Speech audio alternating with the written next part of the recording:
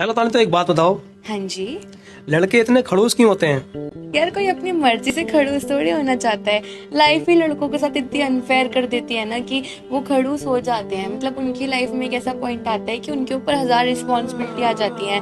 घर की टेंशन होती है, जॉब का प्रेशर होता है, रिलेशनशिप में होता है, गर्लफ्रेंड की परवाह करते रहते हैं। और पता है इतनी सारी रिस्पॉन्सिबिलिटी झेलने के बाद भी ना उनको ऐसा बोल दिया जाता है, ताने पड़ते हैं ऑब्वियसली, अरे तू तो इतना कम कमाता है, तू तो अपनी लाइफ में कुछ कर ही नहीं पाया। तो और पता है लड़कों का क्या है ना, वो रो सकते नहीं है, दोस्तों के सामने उग के रहना पड़ता है, क्योंकि फिर दोस्त मजाक बनाते हैं, अरे ये तो हमेशा अपने दुखड़े सुनाता है। गर्लफ्रेंड से भी बहुत लड़के अपनी बातें शेयर नहीं कर पाते हैं, ये समझते हैं कि शायद वो हमारे बारे में क्या सोचेगी करके। तो वो इतना फ्रस्ट्रेट हो जाते हैं, तो उनका ना ये सब एंगर में बदल जाता है, गुस्से में बदल जाता है। तो वो इस चीज़ों को ना गुस्से में ले जाते हैं और फिर वो खड़ूस हो जाते हैं।